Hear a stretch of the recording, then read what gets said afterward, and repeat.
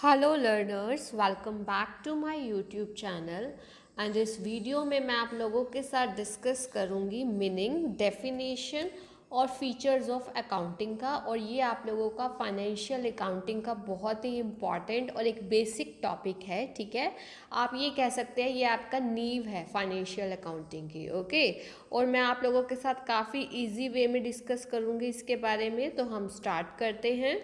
First of all हम लोग इसके इंट्रोडक्शन की बात करेंगे। देखो, कोई भी टॉपिक का मैं आपको इंट्रोडक्शन इसलिए करवाती हूँ कि आपका जो है आपको क्लियर हो जाए कि हमने इस टॉपिक में क्या क्या पढ़ना है। ओके, देखो अकाउंटिंग जो है उसको बिजनेस की लैंग्वेज बोला जाता है। कई बार आपसे ये क्वेश्चन पूछा भी जाता है कि बिजनेस की लैंग्वेज किसे बोला जाता है, अकाउंटिंग को। आपने ध्यान रखना है। ठीक है, अब क्यों बोला जाता है? देखो, लैंग्वेज का काम क्या होता है, कुछ ना कुछ कम्युनिकेट करना। तो जो भी हमारे बिजनेस के रिजल्ट्स हैं, चाहे प्रॉफिट है, लॉस है, कितनी एसेट्स हैं, कितनी लाइबिलिटीज़ हैं, ये सारी चीज़ें जो हैं हमें अकाउंटिंग से ही पता चलेंगी। ठीक है, सो देखिए, accounting is often called the language of the business. The basic function of any language is to communicate. जो बेसिक फंक्शन होता है किसी भी लैंग्वेज का वो क्या होता है, कम्युनिकेट करना। तो अकाउंटिंग को हमने किसकी लैंग्वेज बोला है, बिजनेस की। तो जो अकाउंटिंग है वो बिजनेस के रिजल्ट्स को कम्युनिकेट करती है, किसको, अकाउंटिंग इंफॉर्मेशन के यूज़र्स को। अब जो यूज़र्स कौन कौन से होते हैं वो भी मैं आपको वीडियो में करवाऊंगी। ठीक है, अब ये जो रिजल्ट्स उन्हें क्यों दिए जाते हैं, क्योंकि जो अकाउंटिंग इंफॉर्मेशन के यूज़र्स होते हैं, लाइक ऑनर्स हो गए, एम्प्लॉयज़ हो गए, बैंक्स हो गए, गवर्नमेंट्स हो गए, वो लोग रीजन डिसीजन ले पाएँ। ओके, अब आप ये देखिए, कम्युनिकेट इन्फॉर्मेशन को कम्युनिकेट करने के लिए अकाउंटिंग एक सिस्टमेटिक प्रोसेस से आप आगे पढ़ेंगे, जिसमें रिकॉर्डिंग की जाती है, फिर क्लासिफाइंग किया जाता है, फिर समराइजिंग किया जाता है जितनी भी बिजनेस ट्रांजैक्शंस हैं उनको, ताकि हम फाइनेंशियल स्टेटमेंट्स बना सकें। ओके, अब आप ये देखिए, नेक्स्ट जो फाइनेंशियल स्टेटमेंट्स है, जो सबसे हम कह सकते हैं बहुत ज़्यादा इम्पॉर्टेंट है, वो है आपका P&L account and balance sheet. Okay, जो आपका प्रॉफिट एंड लॉस अकाउंट है वो आपका नेट रिजल्ट्स बताता है। नेट रिजल्ट्स का मतलब नेट प्रॉफिट या नेट लॉस आपका ड्यूरिंग एन अकाउंटिंग पीरियड कितना हुआ। और जो बैलेंस शीट है वो आपको बताती है एसेट्स का नेचर और अमाउंट। ठीक है, लाइबिलिटीज़ का, कैपिटल कितनी है बिजनेस में, और हमारे यानी कि एक पर्टिकुलर डेट पे जो है फाइनेंशियल पोजीशन दिखाती है बिजनेस की। और आप लोगों ने एक चीज़ ध्यान रखनी है, वो सबसे इम्पॉर्टेंट, क्या, जो आपका P&L अकाउंट आप बनाते हो वो एक फॉर पर्टिकुलर टाइम होता है, फॉर अ पर्टिकुलर पीरियड, जबकि जो बैलेंस शीट है वो एट अ पर्टिकुलर डेट होती है। ये चीज़ ध्यान रखना। अब हम लोग करेंगे डेफिनेशन ऑफ अकाउंटिंग, जो कि आप लोगों के लिए बहुत ज़्यादा इम्पॉर्टेंट है।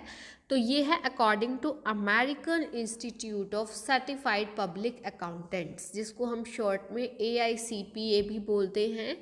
देखो, डेफिनेशन आप लोगों के लिए करना बहुत ज़्यादा ज़रूरी हो जाता है, क्योंकि इसी में ही आपकी फीचर्स छुपे हुए होते हैं। ठीक है, तो देखिए, उन्होंने AICPA यानी कि American Institute of Certified Public accountants, उन्होंने जो है क्या बताई डेफिनेशन, उन्होंने बोला accounting is the art of recording, classifying and summarizing in a significant manner and in terms of money transaction and events which are in part at least of a financial character and interpreting the results thereof। देखो, उन्होंने बोला है कि accounting में हम transactions को record करते हैं, फिर हम उनको क्लासीफाई करते हैं लेजर में, फिर समराइज करते हैं उनको ट्रायल बैलेंस में। ये चीज़ें कई टर्म्स आपको नई लग रही होंगी, बट आप जैसे जैसे आगे मैं आपको सिखाती जाऊंगी आपको पता चलता जाएगा। ध्यान रखना, हम सिर्फ उन्हीं ट्रांजैक्शंस को रिकॉर्ड करते हैं जो मनी की मेज़र में, हम मतलब मनी की टर्म में हम उनको मेज़र कर सकते हैं। ठीक है, जैसे आप इसका एक फीचर भी है, आप पढ़ेंगे इसके बारे में, प्रॉपर एग्जांपल देके समझाऊंगी मैं आपको। ठीक है, और जो फाइनेंशियल करेक्टर की ट्रांजैक्शंस होती हैं उन्हीं को रिकॉर्ड किया जाता है, और लास्ट में जो रिजल्ट्स है उसको इंटरप्रेट किया जाता है, और जो यूज़र्स है अकाउंटिंग इंफॉर्मेशन की उनको कम्युनिकेट किया जाता है। तो देखो, सबसे पहला अगर हम फीचर की बात करें तो जो सबसे पहला फीचर है वो ये है कि accounting is science as well as an art.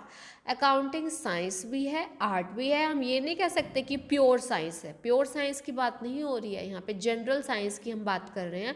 अब साइंस है क्यों? देखो, जो साइंस होती है वो क्या होती है कि organised body of knowledge which is based on certain specified principle is called science. ये साइंस की एक सिंपल सी लैंग्वेज है। पहले आप लोग साइंस की एक डेफिनेशन मतलब एक मीनिंग बताओगे कि क्या होता है। An organised body of knowledge which is based on certain specified principle is called science. अब हमने ये बताना है कि अकाउंटिंग साइंस कैसे है। देखो, in this respect accounting is a science because it is also an organized body of knowledge which is based on certain specified principles and accounting standards। देखो, अगर हम बात करें तो अकाउंटिंग की वो भी साइंस है। इसका रीज़न क्या है, वो साइंस क्यों है? क्योंकि इसमें भी अकाउंटिंग प्रिंसिपल्स, अकाउंटिंग स्टैंडर्ड्स वगैरह होते हैं जिनको याद मतलब फॉलो किया जाता है, जिनको समझा जाता है। ये तो हो गई साइंस की बात। अब अकाउंटिंग को हम आर्ट क्यों कह रहे हैं? सबसे पहले आप लोग आर्ट का मीनिंग पता होना चाहिए। देखो, आर्ट होता है कि आप जो भी आपके पास नॉलेज है उसको आप अप्लाई कैसे कर रहे हो अपने ऑब्जेक्टिव्स को पूरा करने के लिए। So art is the technique of applying knowledge for attaining some predetermined objectives. ठीक है।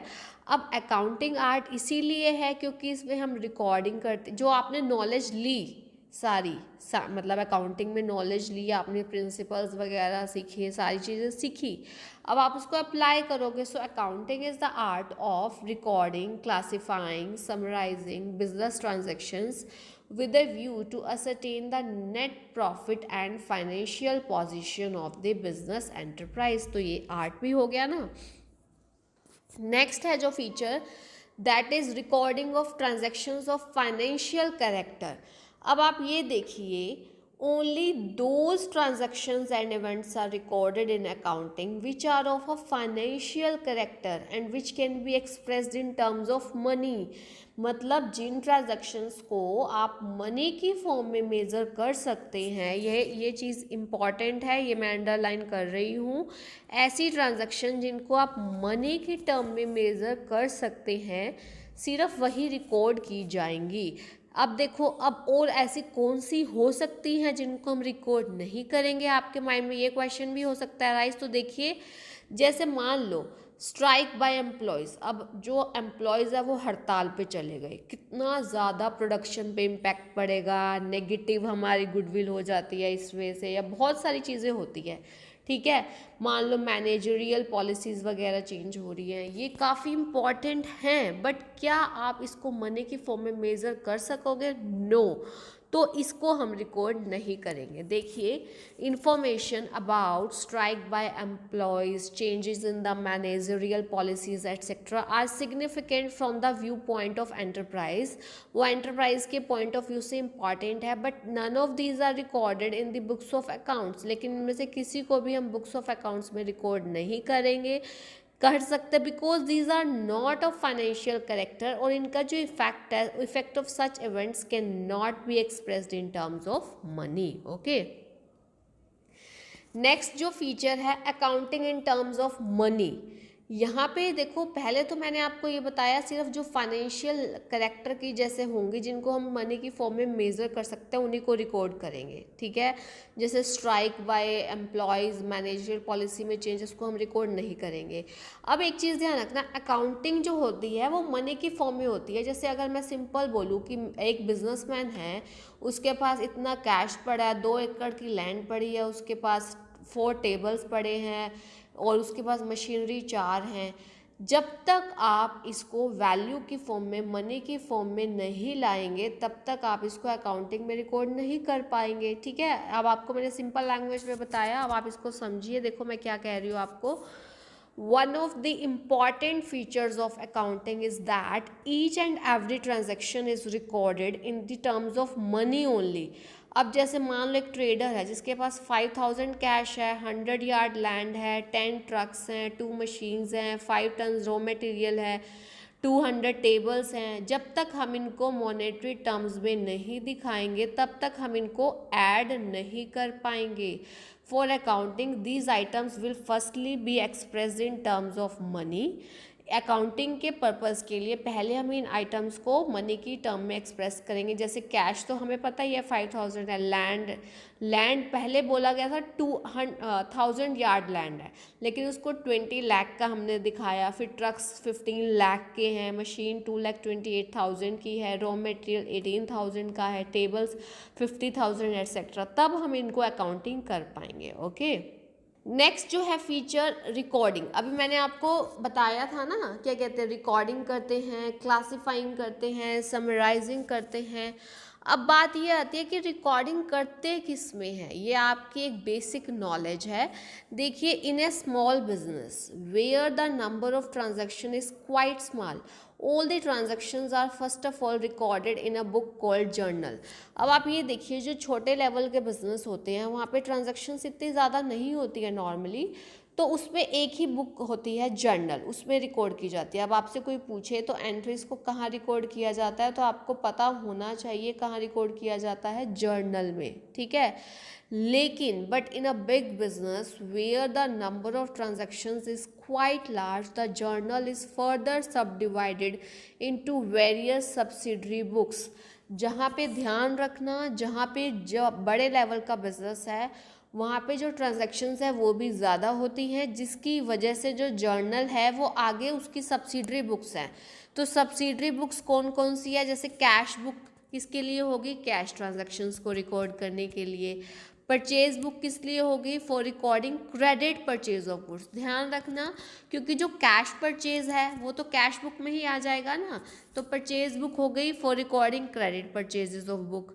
ऐसे ही सेल बुक हो गई किसके लिए, for recording credit sales of goods. Purchase return book हो गई for recording return of credit purchase. Sales return book हो गई for recording return of credit sale. Bills receivable book होती है, बिल्स पेबल बुक होती है, जर्नल प्रॉपर होता है, ये सारी होती हैं। अब कितनी नंबर हमने यूज़ करनी है सब्सिडरी बुक्स की, that depends on the size and nature of the business, ठीक है। और एक सबसे इम्पॉर्टेंट क्वेश्चन, इन बुक्स को हम लोग बुक्स ऑफ ओरिजिनल एंट्री बोलते हैं, क्योंकि सबसे पहले हम एंट्रीज को यही रिकॉर्ड कर रहे हैं। ओके, अब देखो रिकॉर्डिंग के बारे में हमने पढ़ लिया। नेक्स्ट जो आता है दैट इज क्लासिफाइंग। देखो, after recording of business transaction in original books they are classified according to their nature. Nature का मतलब जो सेम टाइप की नेचर की ट्रांजैक्शंस होंगी उनको सेम अकाउंट में रिकॉर्ड किया जाएगा।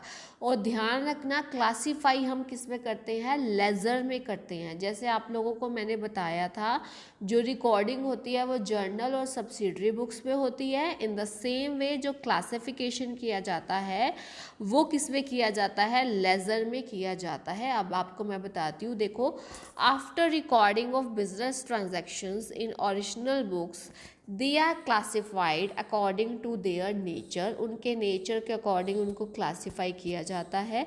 दस all the business transactions of the same nature are recorded at one place in one account. देखो, सेम टाइप की जो ट्रांजैक्शंस है उनको सेम अकाउंट में हम रिकॉर्ड करेंगे, ठीक है। और जिस बुक में ये क्लासिफिकेशन का काम किया जाता है उसको लेजर बोलते हैं। ये लाइन इंपॉर्टेंट है। और लेजर में आप देखेंगे अलग अलग अकाउंट बनते हैं एसेट्स के लिए, जैसे मशीनरी अकाउंट बन गया, प्लांट अकाउंट बन गया, लाइबिलिटीज़ के लिए अलग से बनेगा, जैसे बिल्स पेबल अकाउंट बन गया, इनकम अलग से, एक्सपेंसेस लाइक सैलरी का अकाउंट, वेजेस का अकाउंट, ये सारे अकाउंट अलग से बनते हैं। ओके, उसके बाद देखिए समराइजिंग। समराइजिंग क्या होता है, समरी, ठीक है। तो जो भी लेजर हमने प्रिपेयर किए थे उनके जो बैलेंसेस आते हैं वो हम कहाँ ट्रांसफ़र करते हैं, आगे ट्रायल बैलेंस में। ये आप लोगों को ध्यान रखना है, ठीक है। तो summarising is the art of presenting the classified data in a manner which is understandable and is useful to the management and other users of such data। Management के लिए भी यूज़फुल है और जो भी यूज़र्स जिनके लिए अकाउंटिंग इन्फॉर्मेशन ज़रूरी है, ठीक है। यानी कि अब आपको ये भी तो पता होना चाहिए ना, समराइजिंग का मतलब जो लेज़र के बैलेंसेस है उनको बैलेंसिंग करके फिर उन्हीं बैलेंसेस की हेल्प से हम ट्रायल बैलेंस प्रिपेयर करते हैं और फिर उसी के बाद ही फाइनेंशियल स्टेटमेंट्स प्रिपेयर की जाती हैं with the help of trial balance. ध्यान रखना, देखो समराइज कर रहे हैं तो ट्रायल बैलेंस में हम ले आए लेजर के बैलेंसेस, फिर उससे हम लोग क्या कर रहे हैं फाइनेंशियल स्टेटमेंट्स। अब बताया था मैंने आपको फाइनेंशियल स्टेटमेंट पे जो आपका ट्रेडिंग अकाउंट होता है, ट्रेडिंग अकाउंट आपका ग्रोस प्रॉफिट या फिर ग्रोस लॉस मेजर करने के लिए किया जाता है। ऑन द अदर हैंड जो आपका P&L अकाउंट है उससे आपका नेट प्रॉफिट और नेट लॉस पता चलता है, और जो बैलेंस शीट है उससे आपकी फाइनेंशियल पोजीशन पता चलती है। ओके, नेक्स्ट है इंटरप्रेटिंग द रिजल्ट्स। अब आप लोगों ने नेट प्रॉफिट लॉस ये सारी चीज़ें हमने पढ़ी, अब रिजल्ट्स को हम इंटरप्रेट कैसे करेंगे? तो जो रिजल्ट्स हैं वो इस टाइप से प्रेजेंट किए जाते हैं, किसमें किस पे, जैसे ट्रेडिंग P&L और बैलेंस शीट पे, कि जो भी पार्टीज इंटरेस्टेड है like proprietors, managers, banks, creditors, employees, उनको जो है फुल इंफॉर्मेशन हो about the profitability and the financial position of the business, यानी कि इंटरप्रेट करेंगे वो रिजल्ट्स को जो भी हमने अभी दिखाए हैं ट्रेडिंग में, P&L में, बैलेंस शीट में। ओके, है कम्युनिकेटिंग। जो है कम्युनिकेटिंग का मतलब जो भी समराइज्ड और इंटरप्रेटेड इंफॉर्मेशन है वो हमने यूजर्स को देनी है, जो जिनको भी इंटरेस्ट है in the enterprise, to enable them to make reason decisions. Okay okay guys, thank you so much, keep learning and keep sharing. कोई भी डाउट हो आप लोग पूछ सकते हैं, काफ़ी सारी वीडियोस डिस्कस हो चुकी हैं, आपको प्लेलिस्ट सेक्शन में मिल जाएंगी। Thank you so much and have a nice day.